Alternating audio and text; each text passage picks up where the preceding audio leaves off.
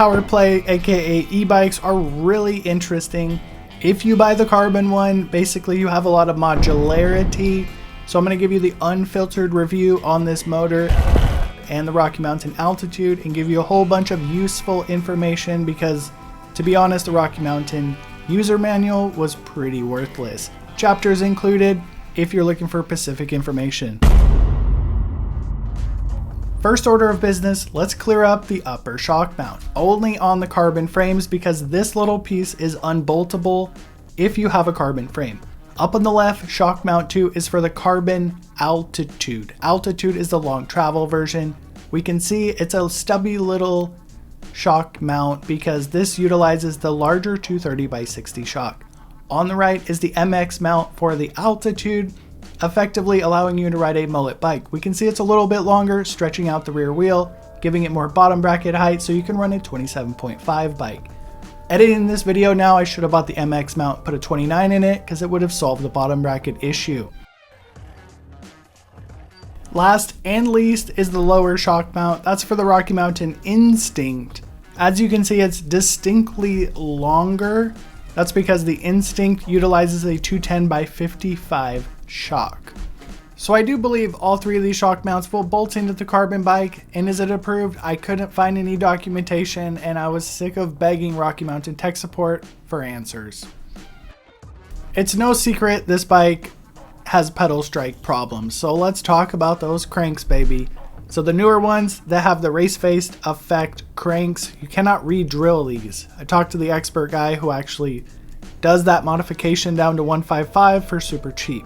So you can only buy the $400 NS billet cranks if you want shorter crank arms. I would really like to see Rocky make some steel cheap cranks for us peasants out there.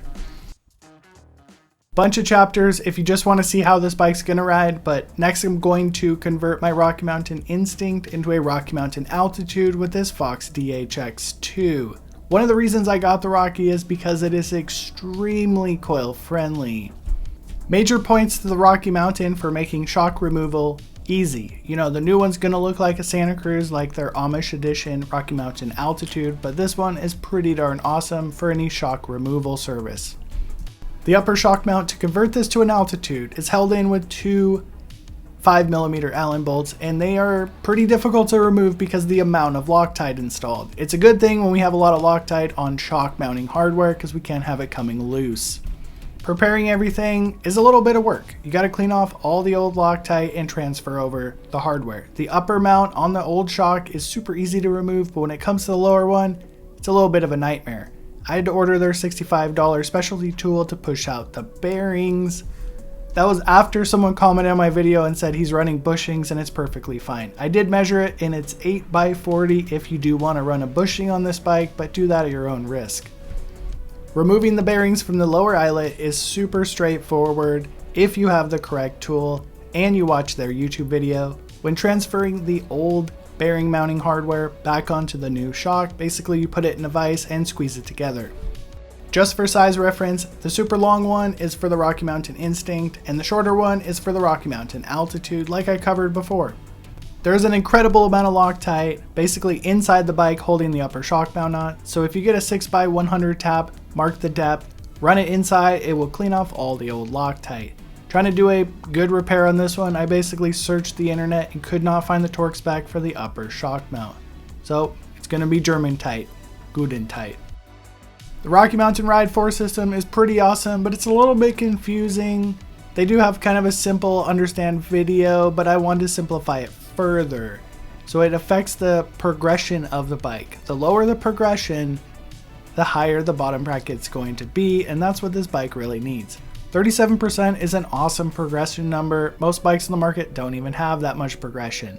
So after using my handy dandy chart to get the highest possible bottom bracket and the least progressive rear end, everything went together pretty darn easy and this shock is easy to bolt in. The Rocky Mountain Altitude is basically middle of the road enduro bike. My bike is a size extra large with a 1261mm wheelbase, 632 stack, 483 reach, 64-degree head angle. It's a pretty standard enduro bike. Not too small, not too big. I'll tell you how it rides a little bit later, but here's a super important geometry number they left off the chart. In the highest flip chip setting, the bottom bracket is 355. This is probably going to be a problem because it comes with 170 cranks, but you gotta watch the video. Doing the small bump sensitivity check, the Rocky Mountain suspension platform is absolutely outstanding. Everyone give their team a round of applause because this is probably the most underrated rear suspension I have ever felt. The Rocky's middle of the road geometry doesn't require me to clip in, so I'm pulling off those SBD pedals, putting some flat ones on, and I'm going to try to have some more fun on this Play Enduro bike. Diving into the close-up details on the electronics, this bike features a 4 amp charger, which is pretty darn impressive. I can tell you this thing full charges in like 3 or 4 hours, which is the best charging time I've ever had in an e-bike. So let's get that battery out of the bike. It takes a 4mm Allen key to remove their less than desirable plastic skid plate, and that will expose the electronics on the battery. Inside, it looks pretty darn impressive. Everything's sealed up tight, but it's not waterproof because you can see all that dust inside of it. So once you remove this 4mm Allen key, the battery's basically loose. Not to be overlooked, the battery is physically bolted in the bike. This is an excellent design. Some other e-bikes on the market use ribs and some sketchy things, then basically the battery will fall out. Impossible for this battery to fall out if that bolt is tight. Once I remove this plug, the battery should come out. The fit and finish of the battery in the frame is pretty good. It did take quite a few little tugs to get it out. Here's the 720 watt battery that's fairly easily removable. Nearly the same design as the specialized 700 watt battery. There's one key difference. The Rocky Mountain has this spring thing, and I suspect that's what my loud clanking has been for the last couple weeks riding this bike. So there's a Facebook forums pages and someone said that's the clunk. So I'm gonna try to make a little repair on this guy so hopefully it doesn't make the clunk clunk anymore. Installing some automotive felt underneath the spring so hopefully it doesn't clunk clunk. You're not gonna wanna be installing and taking that battery out of the bike every single day because it does take a little bit of squishing and fitting and plugging in and bolting to get it secured. But it is really nice the motor doesn't have to come out. I was really hesitant to buy a full carbon bike because one rock, basically it's done. So there's only one skid plate available for this bike and it comes from Italy and I don't want to wait that long. So I ordered this one from England that took just as long. So this is the Rock Guard doodah thingy and it basically glues on the down tube. So I'm going to glue it on here so hopefully it prevents any rock smashing into the carbon. So inside the owner's manual and reading a couple reviews, you can tune the motor on this bike. You can raise the eco or lower the eco down, but the main thing is in ludicrous mode you can turn up the response rate and basically +2 is the fastest response rate. I'll let you know how that goes here shortly. First test ride on the test track with the Rocky Mountain Altitude. The parking lot test told me this is an absolutely impressive rear suspension platform. Carrying on to the test track that I ride every single damper and bike on, I'm thoroughly impressed. The difference between a 210x55 air shock and a 230x60 coil shock is like night and day. Okay, we're gonna try a tech climb and it's been going pretty bad so far. Basically pedal striking. Taking the Rocky Mountain Altitude into a savage tech climb, basically a trail you shouldn't be climbing. It was really disappointing. It's a high cadence motor, meaning you need to spin the pedals up very quickly to get any power out of this bike. While spinning the pedals up quickly, you're basically gonna pedal strike all over the place. Not the best experience thus far on savage e-bike tech trail climbs. Dipping out of my tech climb to hit the road, because basically this is not a good tech climbing trail bike. In the +2 ludicrous mode, I can tell you it's basically unacceptable. Just put it back into the factory setting and forget you can adjust the power on this bike.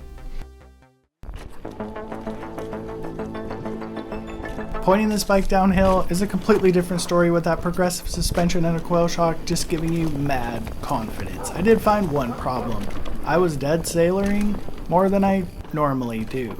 In the chunky routes, it felt pretty darn good. Not the most impressive downhill platform, but hey, everything is a balance in life. Unfortunately, the bike is still clanking really bad. Anytime there's like high frequency chatter, it basically makes this horrible clunking noise.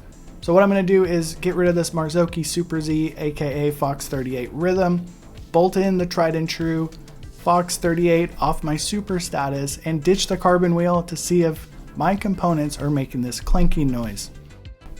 So I was running a 170mm Marzocchi Super Z on the bike, and that's what the bike is spec'd with. My Fox 38 is 180mm of travel, so hopefully it will raise the front end up. Because now, realizing I think the stack height in this bike is a little bit too low. And check this out. The front head tube is incredibly small.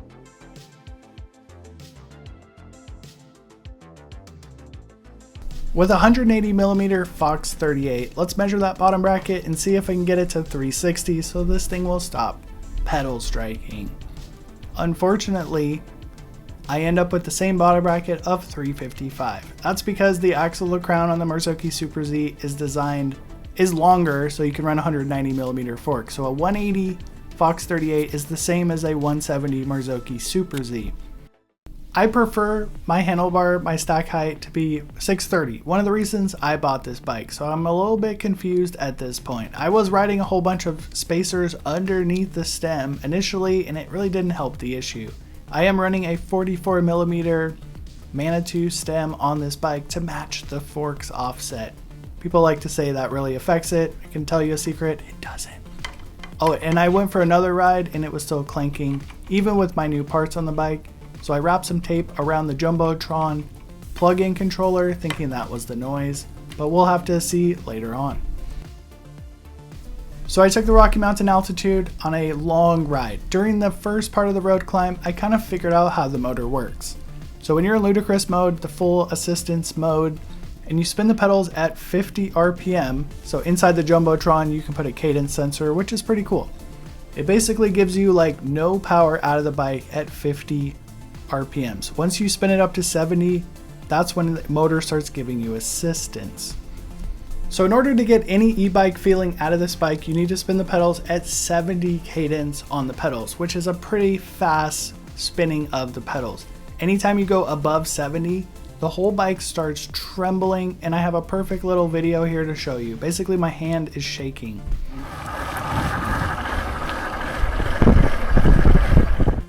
Okay, listen to this thing. It is 100% possible my bike is defective, and I could be wrong. I'll leave a pinned comment if I'm completely wrong on this department.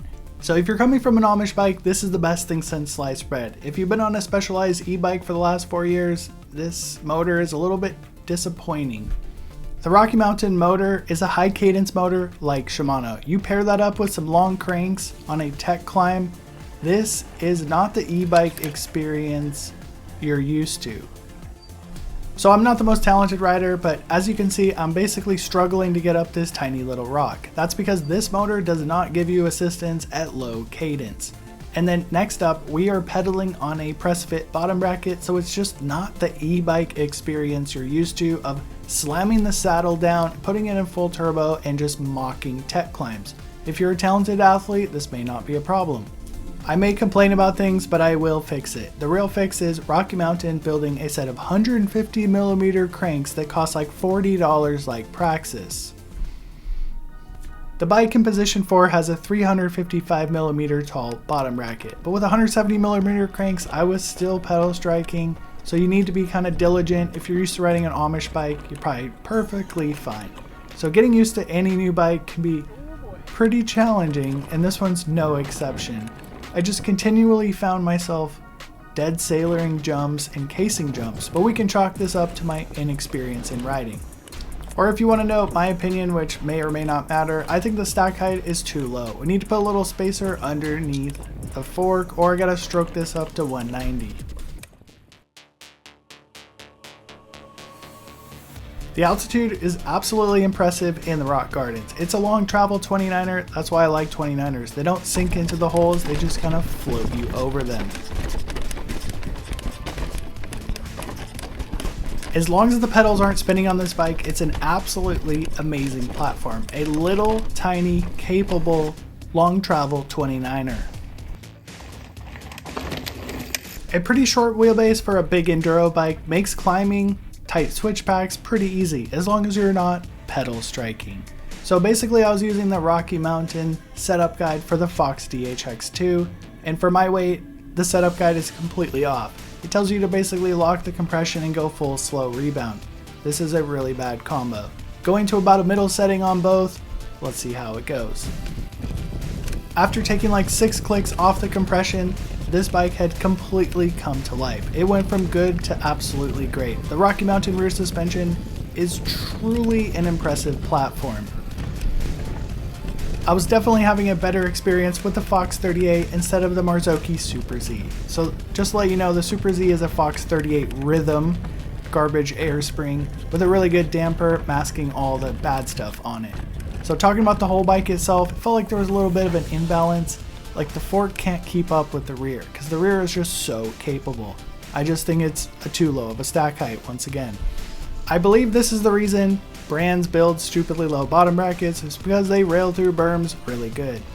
Basically, your center of gravity is low, so you corner better, and the Rocky Mountain is no exception. With that low bottom bracket, it feels absolutely great on these machine trails. I was still running into quite a bit of problems jumping this bike. I was kind of the dead sailor king. If I was to put the Rocky Mountain Altitude into a category, dead center in the enduro category. It doesn't give you wings like my old Kenevo, but it's definitely more capable than a Levo. The motor's a little bit disappointing, but there could be some workarounds for that in the future. But this bike is so heavily on sale at Jensen, I definitely recommend you picking it up. And click this video here to see part 1 of the Rocky Mountain Instinct.